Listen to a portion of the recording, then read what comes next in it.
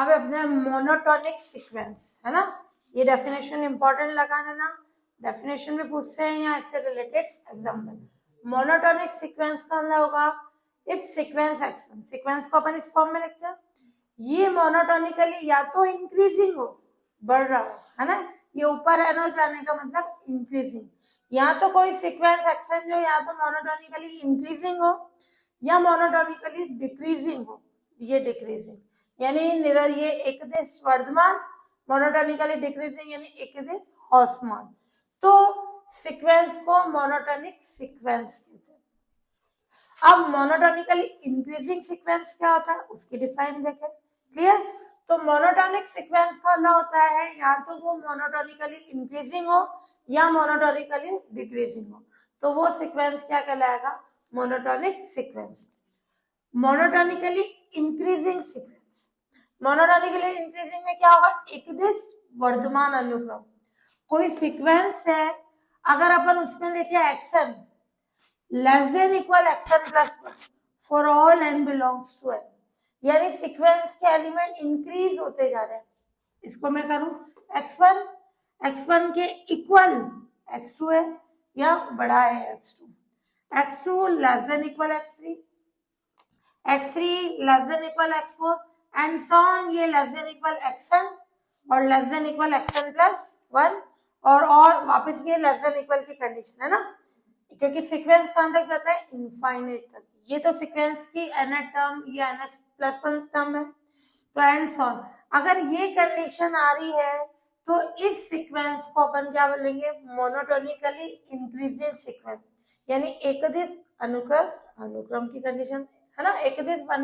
वर्धमान अनुक्रम हो जाएगा। अब ओनली निरंतर एकदिश वर्धमान यानी स्ट्रिक्टली मोनोटोनिकली इंक्रीजिंग, इसके आगे स्ट्रिक्टली वर्ड आ जाए यानी निरंतर बढ़ता जाए, बढ़ने का मतलब यहां से इक्वल में हटा दो, यानी ये xn less than xn plus 1 for all n belongs to n, strictly में इक्वल का साइन हट जाएगा, क्लियर, ये कंडीशन, यानी इसमें क्या हो जाएगा, ये इसको ओपन करें तो x1 इससे बड़ा x2 इससे बड़ा x3 and so on xn plus 1 and so on, clear.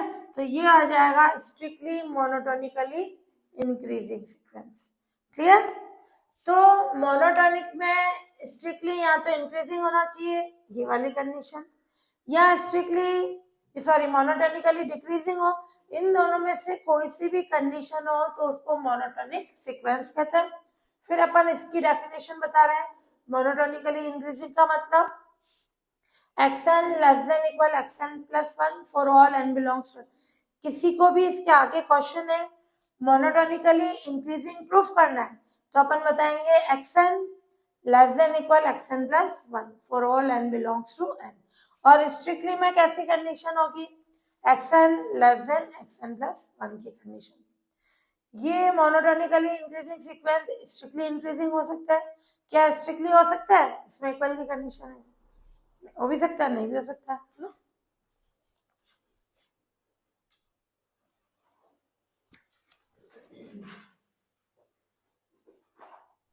अब है मोनोटोनिकली डिक्रीजिंग सीक्वेंस, यानी एकदिश ह्रासमान अनुक्रम, डिक्रीजिंग का साइन क्या होगा, ये कम होता जाना है ना नीचे की ओर, तो इन द सीक्वेंस एक्शन, अगर action greater than equal xn plus 1, वहां था इंक्रीजिंग में action less than equal xn plus 1 बढ़ता जा रहा है, इसमें सबसे बड़ा x1 फिर डिक्रीज होता जा रहा है, घटता जा रहा है, यानी x1 greater than equal x2 greater than equal x3 and so on greater than equal xn greater than equal xn plus 1 और ये greater than equal and so on.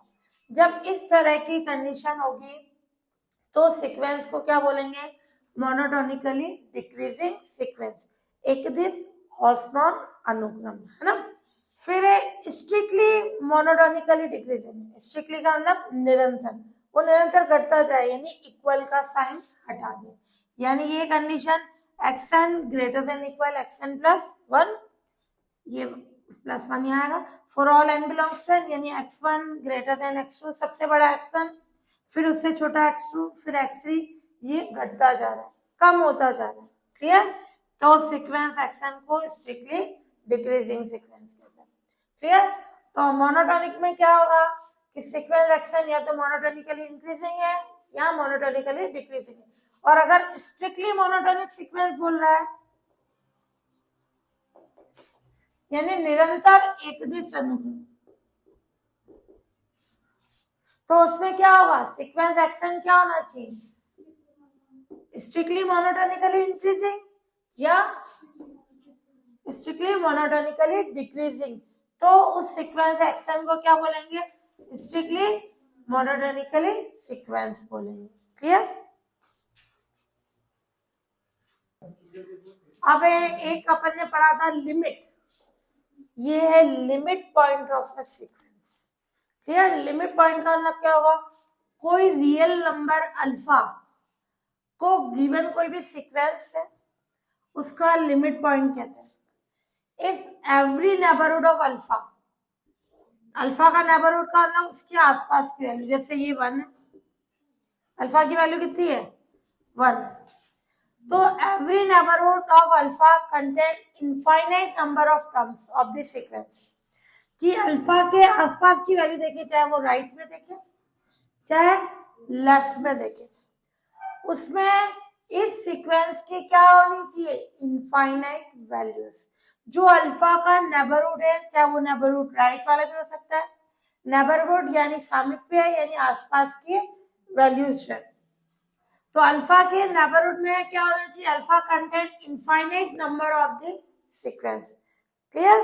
तो अल्फा के नेबरहुड में इनफाइनाइट नंबर पॉइंट होने चाहिए किसके, sequence के।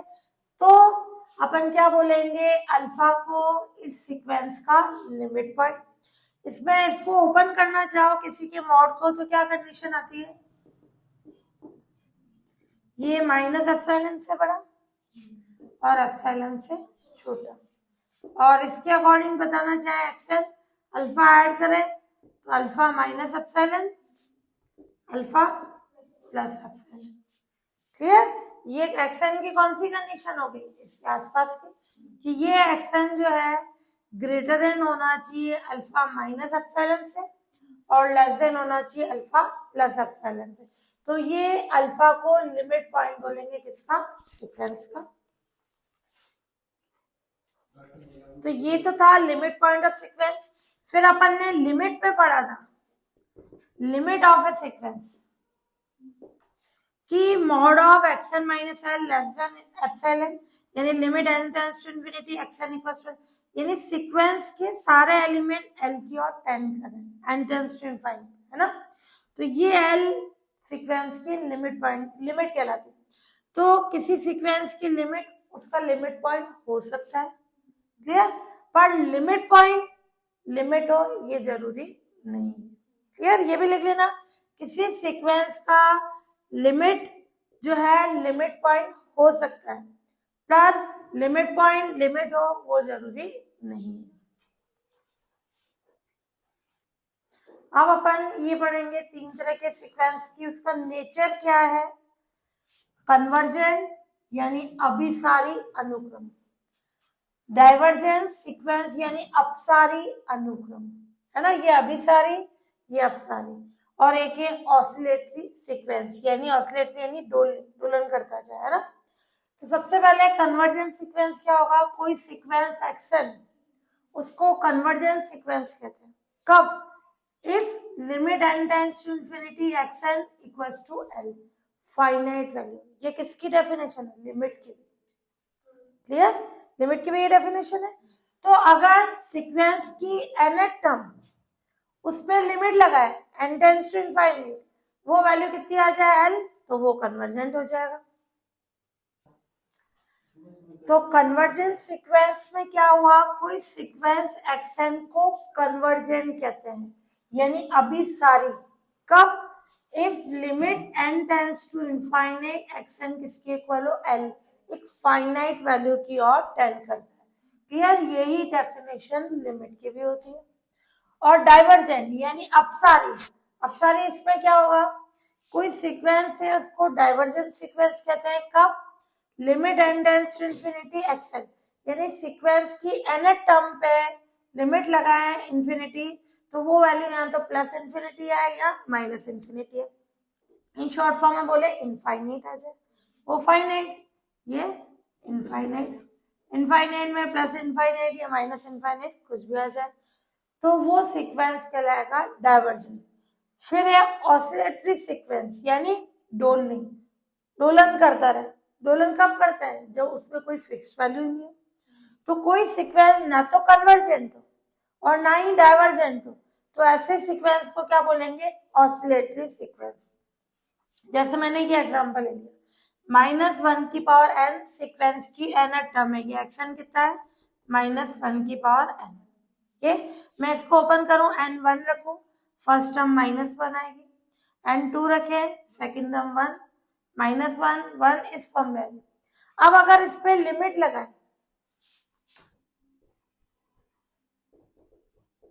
कितनी आएगी, -1 भी आ सकती है। ये किसकी ओर टेंड कर रहा है, या तो -1 या 1, तो क्या ये एक फाइनाइट वैल्यू है। फाइनाइट का मतलब एक यूनिक वैल्यू, फिक्स वैल्यू आनी चाहिए, तो 2 वैल्यू है। क्या ये इनफाइनाइट है, नहीं, ना ये फाइनाइट है ना ही इनफाइनाइट है, तो ये कैसी हो जाएगी, ऑसिलेटरी सीक्वेंस।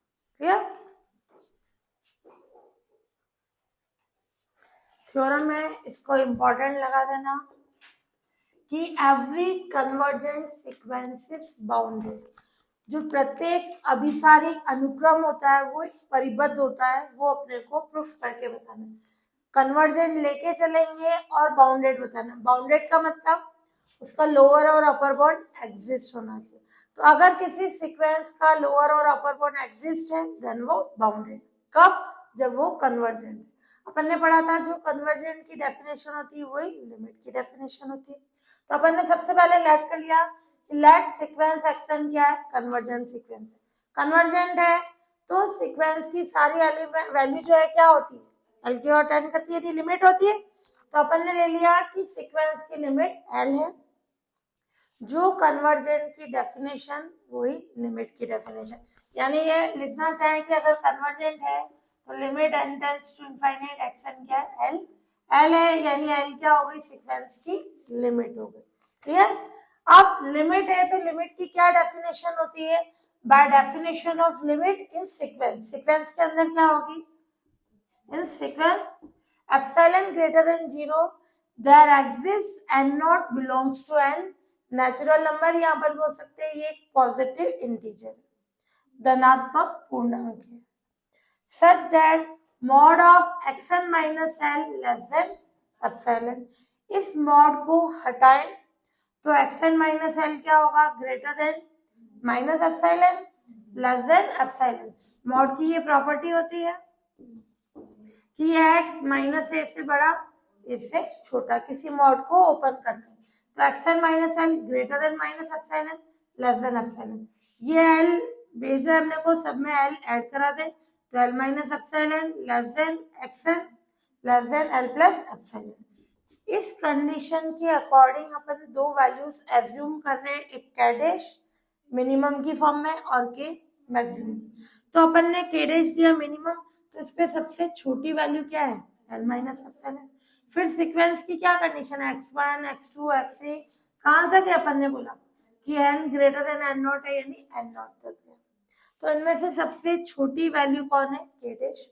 मैक्सिमम की बात कर रहे हैं k, तो ये कहाँ है, सीक्वेंस का एलिमेंट किससे less than l plus epsilon, तो ये l plus epsilon, x1 x2 ये xn नॉट। मिनिमम के लिए ये वाला कॉन्सेप्ट लिया, मैक्सिमम के लिए ये वाला लिया। क्लियर, बाकी पूरा सेम है दोनों साइड। फिर अब अपन कंडीशन ले, ये अपन ले लें तो सीक्वेंस के सारे एलिमेंट k डैश के इक्वल होंगे या k डैश से बड़े।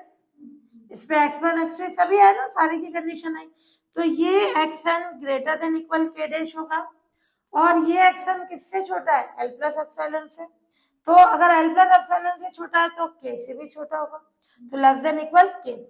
तो इस सीक्वेंस के सारे एलिमेंट k के इक्वल है या k से छोटे, k डैश के इक्वल है k डैश से बड़े, तो के तो हो गया उसका अपर बॉन्ड सीक्वेंस का, ये लोअर बॉन्ड।